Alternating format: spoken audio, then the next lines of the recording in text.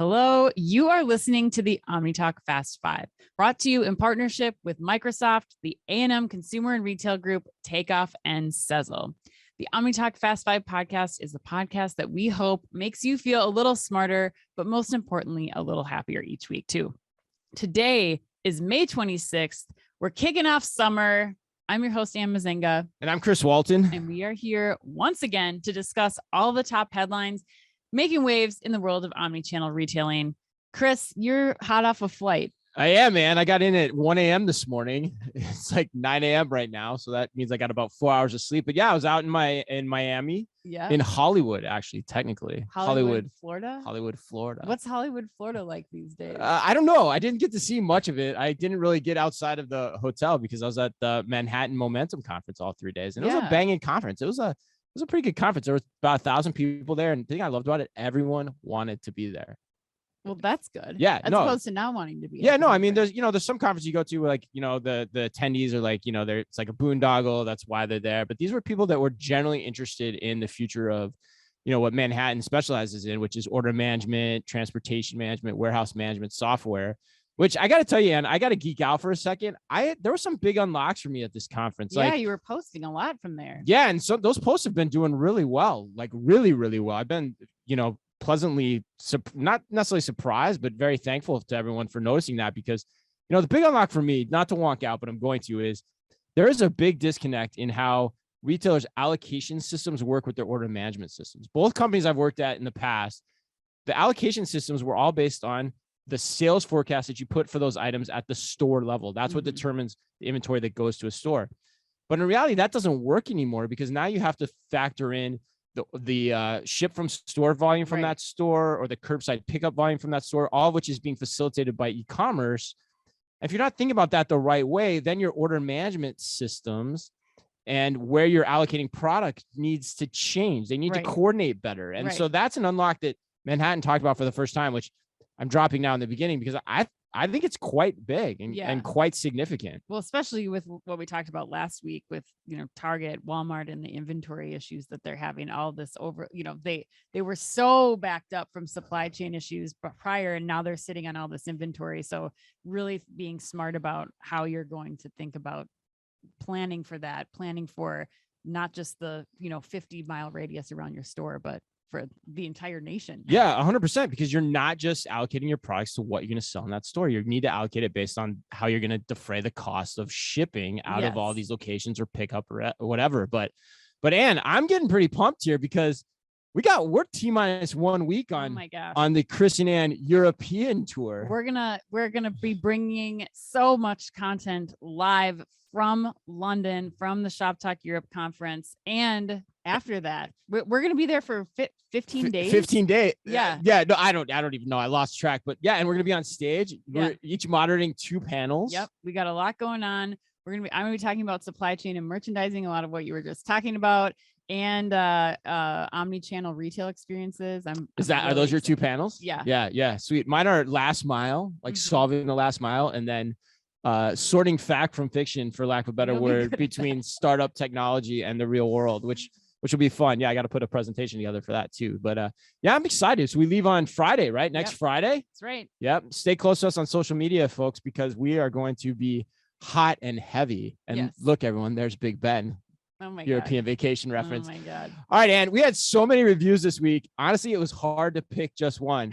But we're going to go in order of how they're submitted each and every week to be as, egalitarian as we can be in terms of our review reading. Okay. But I got to tell you, for whoever left it, because I have no idea who you are, astronomy newbies, if you're listening, I can't wait to read. I thought that was an inside joke after I read this. It was like, Chris is going to have to explain to us, like, why astronomy newbie is like the name of this person. Yeah, we've got to wait a few weeks to read it, but it cracked me up. And if you want to go on Apple Podcasts and read the review, go ahead, because it's hilarious. But yeah, we'll be bringing that to you in a few weeks. But today, we're going to give our shout out to, quote, another pname.cvw, who from that handle clearly is an avid listener of the show, from our reference to every name on Apple Podcasts being a P name or a B name. But here is what he or she had to say this week. Quote, my preference is to watch Chris and Ann on video. to watch and see their joyful interactions and witty repartee. Mm-hmm. Good use of repartee. Mm-hmm. It is infectious. I love their direct thoughts and retail expertise. Chris's rants on Instacart are my favorite, and they're my recent favorite too. It is fun to watch and challenge your thinking. A must listen, end quote. And how does that one make you feel? I mean, it's great. I love this. I'm so excited that people are doing reviews. And I want to tell people listening, like, you don't have to be a retail expert. Like, friends, family, people, anyone, if you are listening, I feel like I'm trying to get money, like from like the National Public Radio, like fundraising. You're like Jerry Lewis. Only you can make a difference, but you do make a difference. Even if you don't think it's a big deal, it is a big deal to us. If you don't want us to read it out loud, we don't have to read it out loud. Make up a P or a B name and put it on there, and we don't care. But we just want you to know how much we really appreciate you. If you're listening on Apple Podcasts, leaving a review, hearting the podcast, following. If you're on Spotify, Google, Amazon Music, etc., please follow and subscribe. We hate to harp on it, but it does make all of the content that we're bringing forward for you possible. And we may just read it aloud. You're going to want to hear what astronomy newbie has to say in the coming weeks too. I can guarantee that. Absolutely. All right. And I love the comment too about our it's like, what did she say about us on video and just how we get along? That was so good. And for those that they didn't watch the pre-show. Yeah, they didn't watch the pre-show today because we got a little bit of a spat. But I think we're 15 days uninterrupted. Yeah, I think we're getting better though as we roll along here. I think the spat is already dissipating. So all right, and in this week's Fast Five, we've got news on Walmart officially releasing the Kraken, as you like to call it, on its announcement surrounding drones.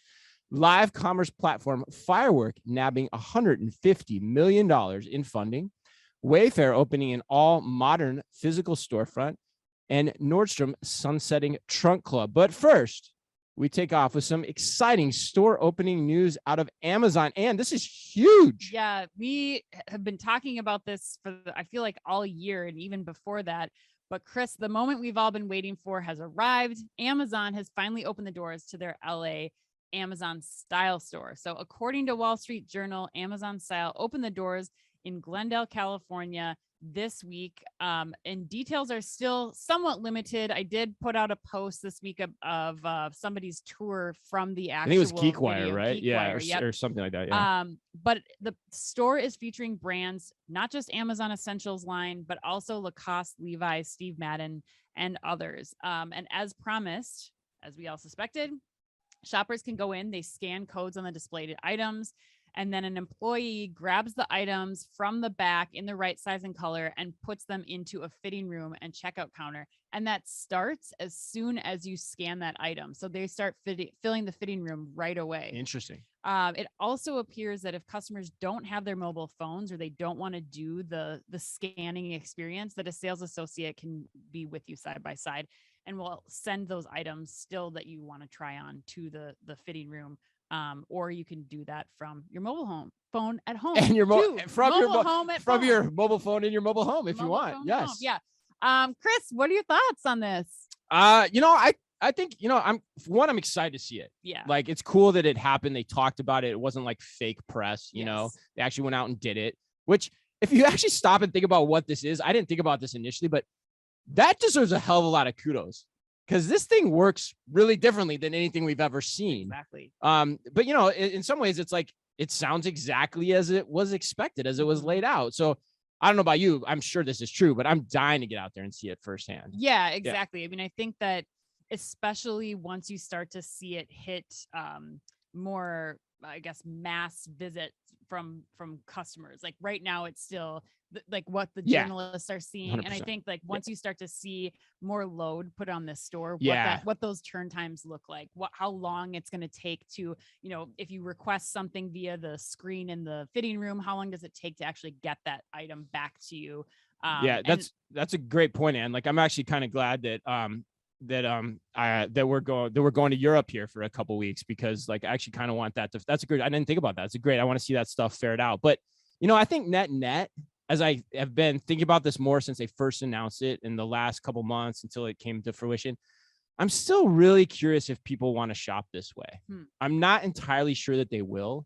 I'm curious what you think on this too, and it's interesting that you said they're picking it as soon as they scan it. I think that's an important point you brought up, because I still feel like this process adds more time into the overall apparel buying process than just buying in, walking out with floor stock, or having to wait for your size to be picked to the back room versus you just taking it to the back room and trying it on on demand. Yep.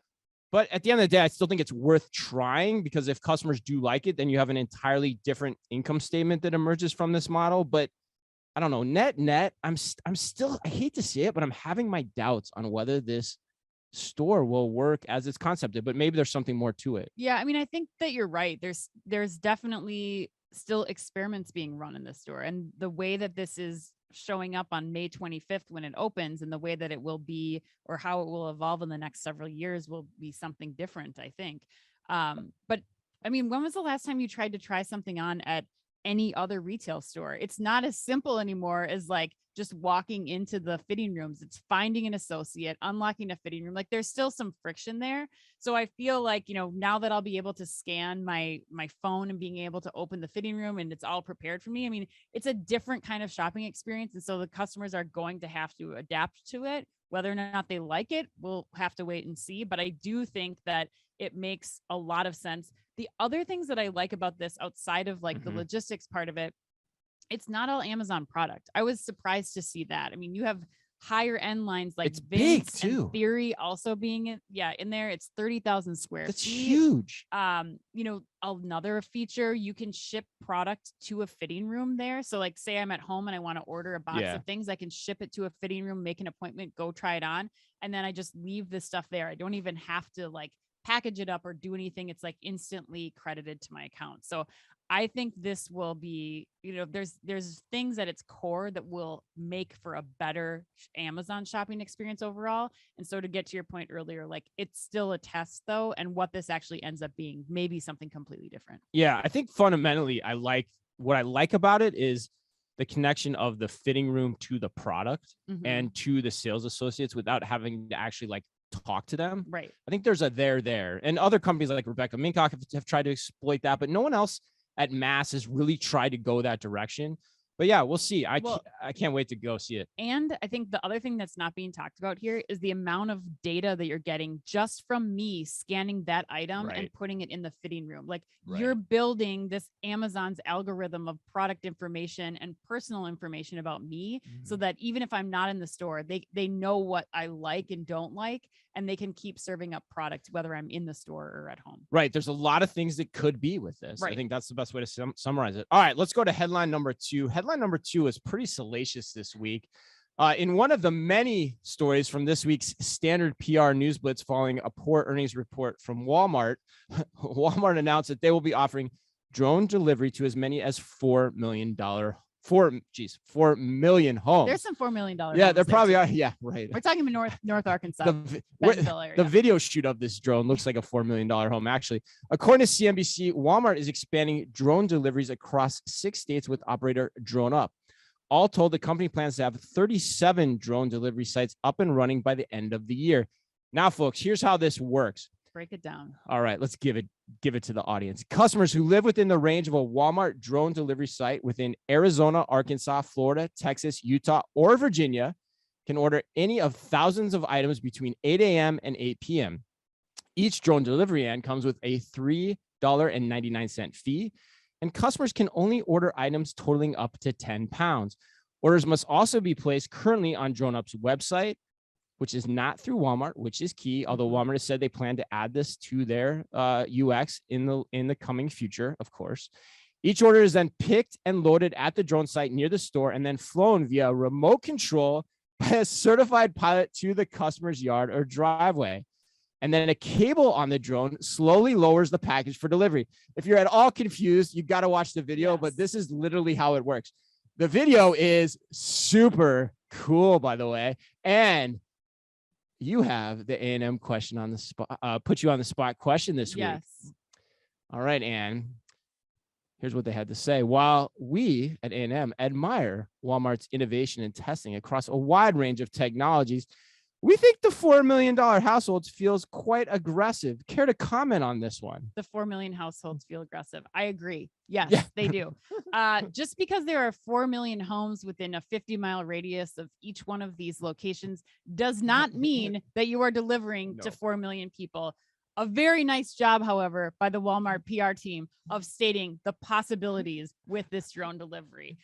Standard operating procedure for them at this point, I feel like. Yes, absolutely. Chris, I cannot get on board with this. I would like to. I really would be excited to do this, but I'm still going to be a doubter on this technology. I'm still, if I'm Walmart, I'm looking at autonomous vehicles before I'm even considering this. There are so many things that could go wrong with this that I would not be putting. I know they're trying to compete against Amazon and get there before Amazon does, but there's a reason that Amazon has not done this yet with all of their resources.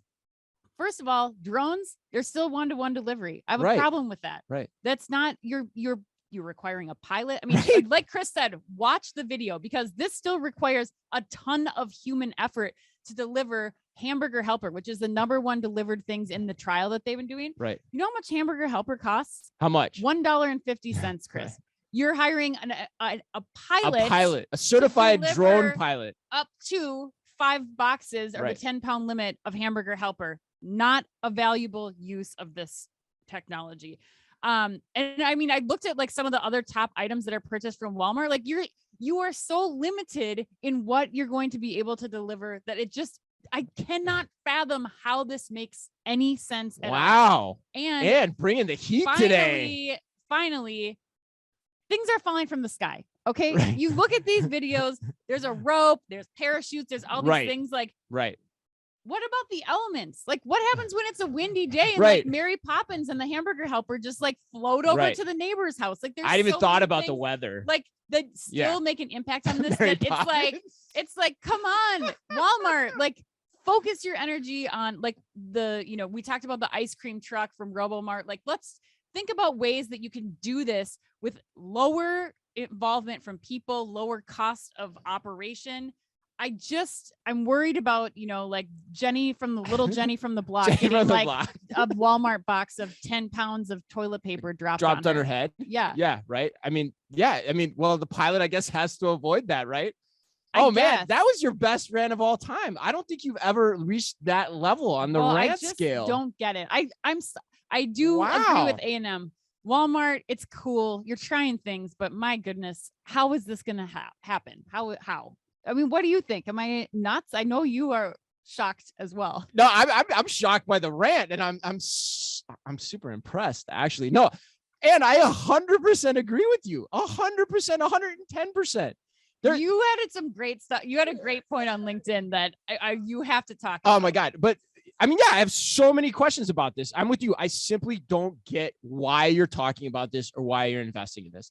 It's such PR fluff, number one. Yes. Fluff is the right word, or puff. Anyway, puff, fluff, whatever you want to call it. And then number two, the more important question to me is, why do people want this? I don't know. It's a great question. And I'll get to that more, but so for example, I saw what I'm now dubbing him the head Walmart social media cheerleader and chief puff master, Tom Ward. Ooh. On social media. He was pubbing this on Tuesday. So I asked him point blank, and here's what I said. I said, quote, Tom, how many test deliveries to individual customers have actually been done at this point? And if it's a lot, kudos for keeping them and user shot videos of them under the radar screen up until this point before you roll out to $4 million homes. End quote. 4 million homes. Why do I keep doing that? Because it's a $4 million home. I know. I'm just so used to saying that. Yeah. 4 million homes. Because that is what is missing for me here. And how does Walmart actually ready this for rollout to 4 million homes when not one video of it has been shot by a customer or an onlooker?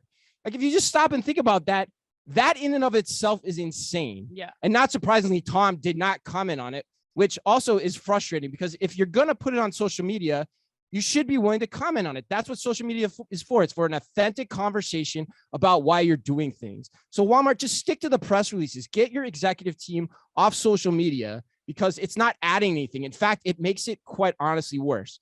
But then the bigger question for me is, why are you investing in this? Why does the customer want it? First, Ann, and I'm going on a huge rant here, so get ready. First, it's limited in scope. Yes. You can't get drones to an apartment building. the way this is designed. So Right. there's only so many people you can reach. Second, is it really a better experience than a standard delivery?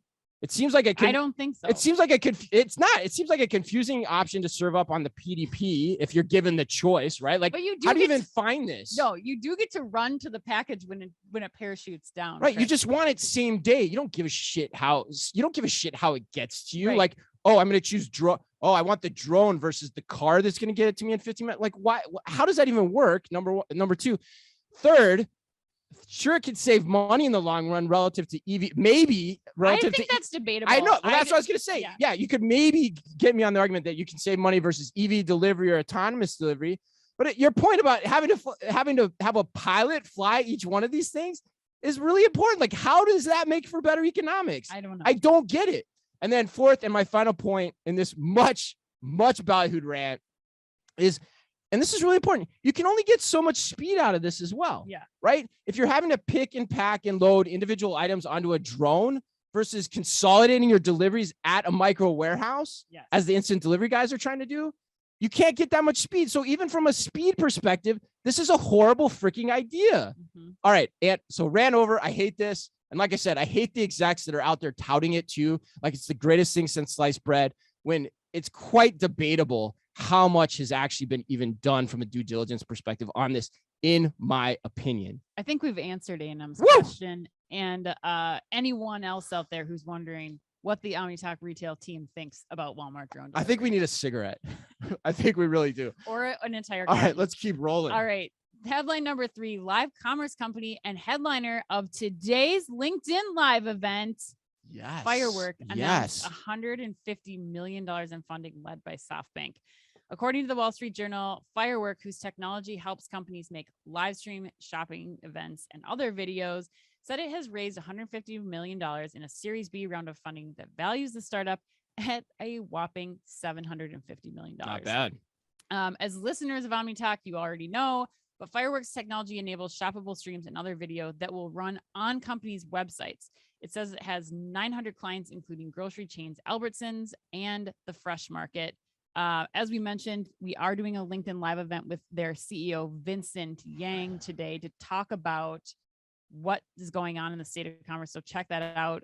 If you aren't able to attend us the session live, check it out afterward. You got to be on OmniTalk right afterwards. Yeah, exactly. We'll email in our newsletter tomorrow as well. Chris, we've been following this for a while, but what are your thoughts on this latest fundraising round? Yeah, I mean, my thoughts are kudos to Firework. It Mhm. shows just how big of a trend this is. I mean, and they're kind of going against the market here, raising this money at a time where others are finding that not so easy. So it Yes. shows you that these guys are onto something. And these guys are sharp, man. Vincent, every time you sit down with him for an interview, he just blows my mind. The guy is so articulate, number one. But and I encourage you guys to check it out too. He showed a demo Mhm. of what they're doing at Fresh Market, where to give you guys an idea, they have, and live stream is overused. They have shoppable video. Video shot live. Yeah. Video that was shot live, Yep. playing on the home screen of Fresh Market when you get on their page. And for me, watching him talk about it was really important, because I thought it was a huge unlock for me around this idea of localization, Mhm. which retailers are always talking about, but they're really giving lip service to it at Right. the end of the day. But it's in every earnings report. We need to get better and be more local. Yeah. But now through this capability, the way that I'm contemplating it is retailers can literally personalize their homepages to their customers' predefined local stores, Right. which, in the day of curbside pickup, everyone already knows who your local store is. Right. Right. So you just put videos of your local staff at these stores talking about products, making food, doing whatever the hell else it is that they want. It's going to open up a whole nother level of intimacy between customers and stores. Absolutely. That's the way to unlock localization, a community feel across your retail operation. And that's why these guys are getting the money that they are, because that in and of itself is big time, in my opinion. I completely agree. I mean, I think that the important thing that I think brands and retailers listening need to realize about this is that content is now another component of the omni-channel strategy. You have online, you have offline, and content is going to be the new channel that you need to focus on, where your customers are coming from. And Firework is making it really easy, as you mentioned, for the Fresh Market, from Albertsons and others. Like, they're making it really easy for brands to just be like, help us. We need a strategy. We need to just figure out how to start trialing this and doing it. And that, I think, is why they're getting the attention of SoftBank and other large retailers. But kudos to those guys. I'm excited to see what happens in the next couple months. Yeah, no, without a doubt. And it's a great interview. Check it out. All right. Headline number 4, Ann. On Tuesday this week, Wayfair opened a new store in Massachusetts featuring their all modern brand. According to Home Textiles Today, the goal for the new store is to blend the best of the digital and physical shopping experience, allowing shoppers to see and touch products in person while offering digital access to product options, design ideas, and delivery options. Something that sounds like anything any retailer could say. This new store, located at 310 Market Street, is about 10,000 square feet and will be followed by another all-modern store in Dedham, Massachusetts later this year. And my question for you, as a recent Wayfair purchaser, how excited on a scale of 1 to 10 would you be to shop this all modern store from Wayfair? You know, I think for me, I need to get a better understanding of what the best of digital and physical shopping experiences is like in real life in the store before I make that call. My expectations are low. Are they though? They're low, right? Well, just because even from a shopping standpoint, I'm curious. The problem that I have with this though, Chris, is that Wayfair has an opportunity to do really, really well here. I mean, they're coming in, they can beat everybody else on price. And when you take this all modern brand that does look like a West Elm, like a Room and Board, looks like you could grab a bunch of people. And especially if you could really add like a convenience element to this, where, you know, you're using scan and go, you're doing something else that you can't do in those legacy furniture retailers. I think that they have a huge opportunity to capture this, you know, this Gen Z audience furnishing their first homes who like and adore this style. I don't know that it'll happen though. Yeah, I love that you brought up the part about how they position this with the modern styling, and I want to hear more about what you got to say on that too. But like, I'm gonna queue up my second rant, Ann. Oh my gosh, two in one. This one could be bigger. This one, so look out, Steve Dennis, because this one could be bigger. But I think it's a good idea. Yep. But I'm worried this is terrible execution right out of the get-go. Okay. Like you said, Wayfair needs stores. Yes. But this is not the way to do it. And I ranted on this the first time around when they first announced it, but now I think there's even more nuance to it. And I heard from some Wayfair employees on social media that messaged me directly on LinkedIn that my commentary was actually on the mark. So that gives me some validity to what I'm about to say here. But to me, the all modern designation here means absolutely nothing to me. Okay. And the other problem with it is having a home furnishings background is modern furniture is generally a high-end experience. You're a specific type of customer if you're looking to put modern furniture into your home. Okay.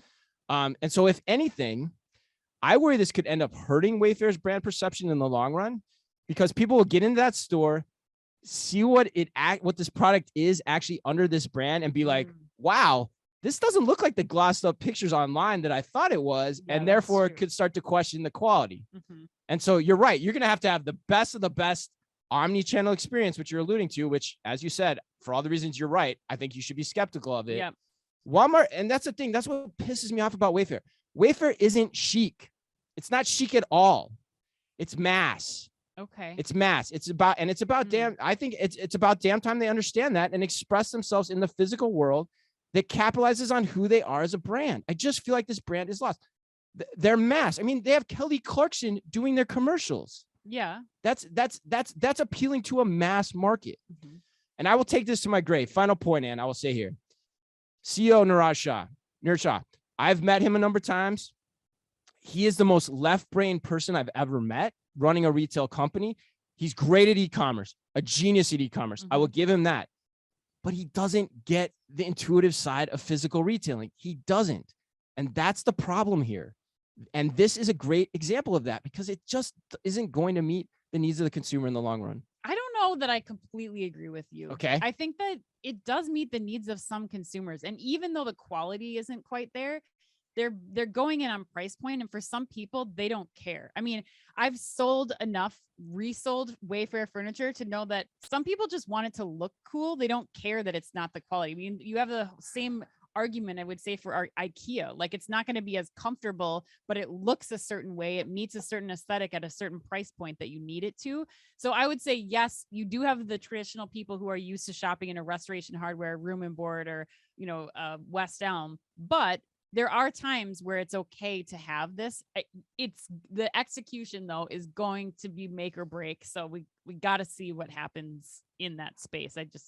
I wouldn't have led with a modern brand. I just wouldn't have. From my years of selling this stuff at Target, at mass, modern's a tough sell. In closing, what would you have done then? If you're doing a Wayfair physical store, like what? Just do a freaking Wayfair store. Get Wayfair right. I don't know. I think that's get the brand. That's your brand. Yeah. Get Wayfair right. What are you gonna have all these separate brands of a store? Makes no sense. I guess. I just feel like Wayfair is huge. I think you start like looking like a Bed Bath and Beyond if you just do a Wayfair store. That's my point in the initial rant. Like, make a big freaking store, like an IKEA. Make a mega store under the Wayfair brand. Okay. Hit IKEA where it hurts.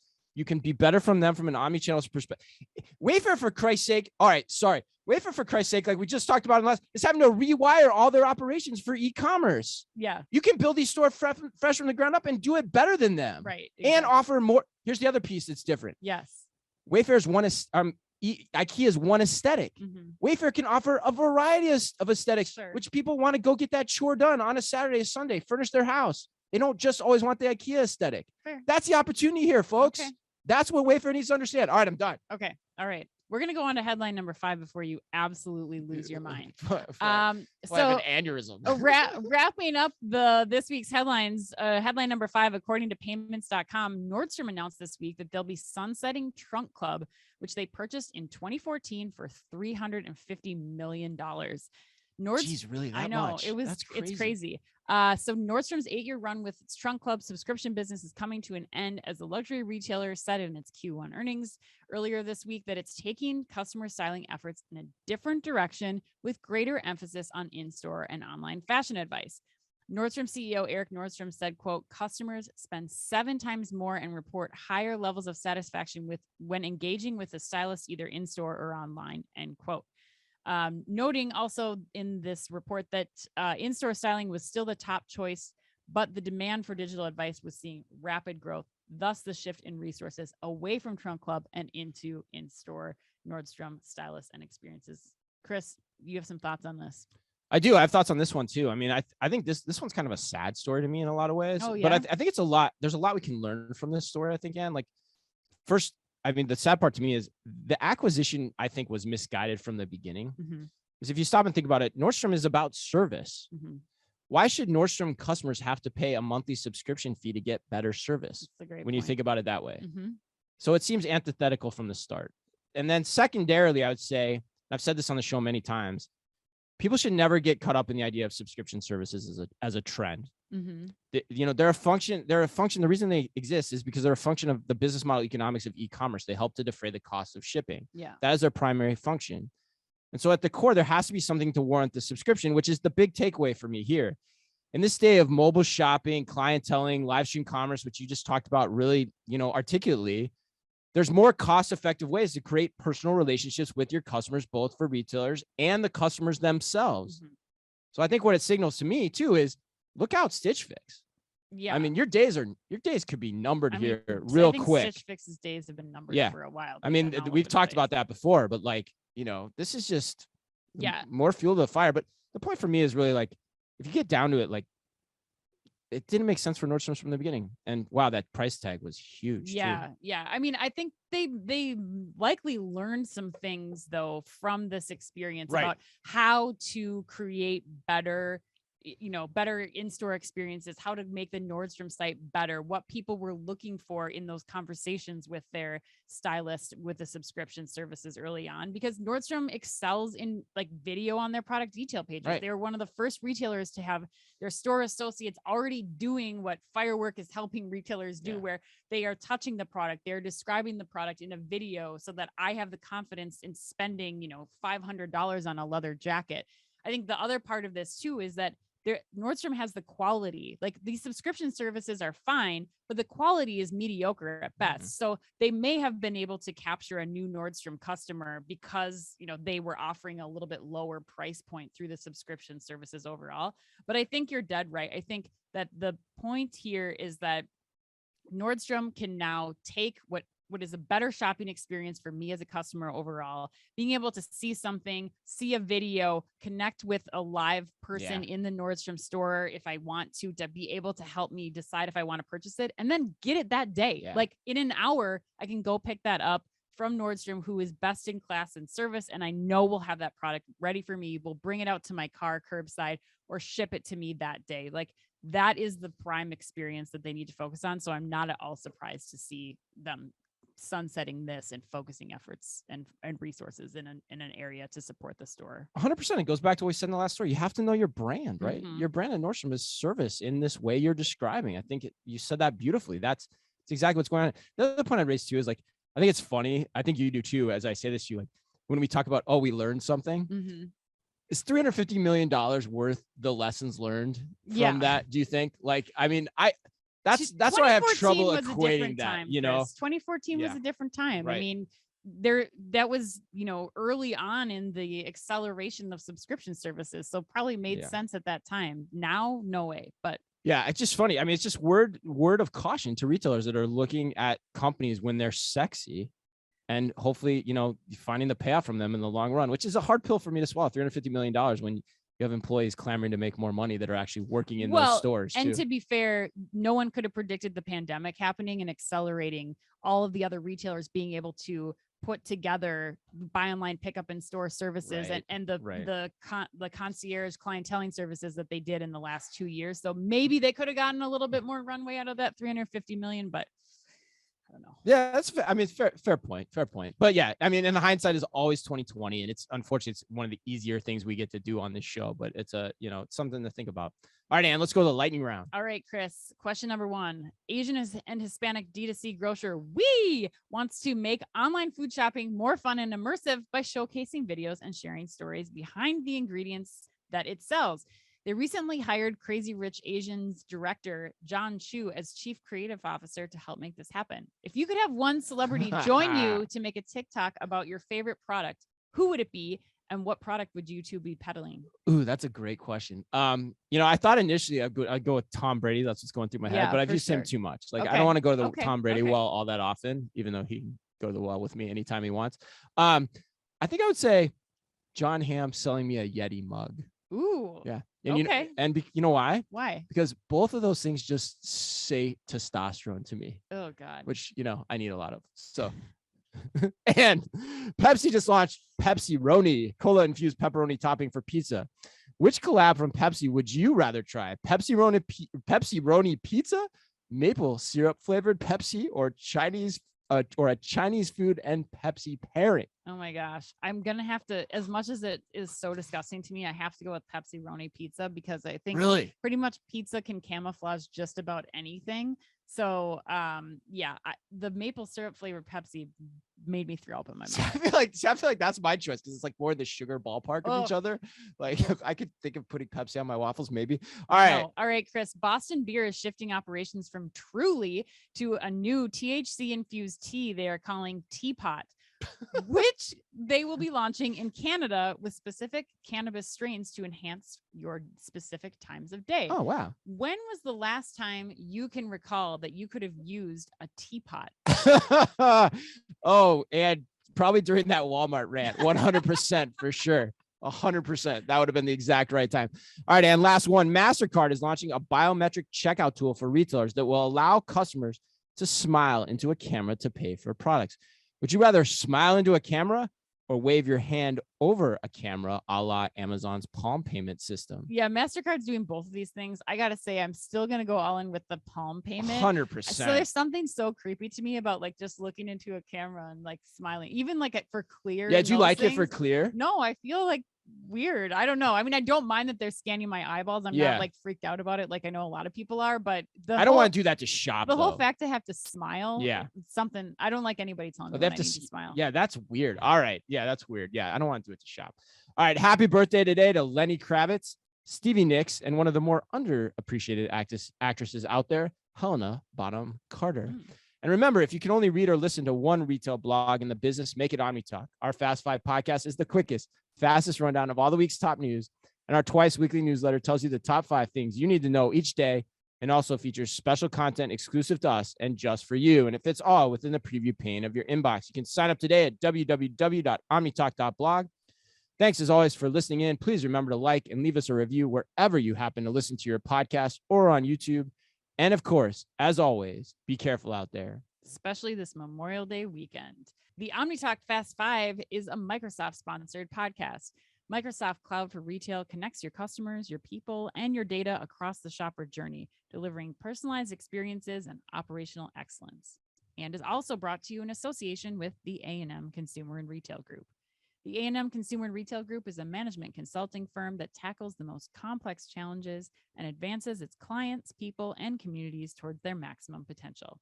CRG brings the experience, tools, and operator-like pragmatism to help retailers and consumer products companies be on the right side of disruption. And Takeoff.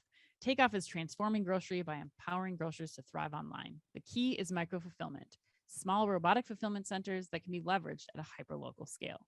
Takeoff also offers a robust software suite so grocers can seamlessly integrate the robotic solution into their existing businesses. To learn more, visit takeoff.com.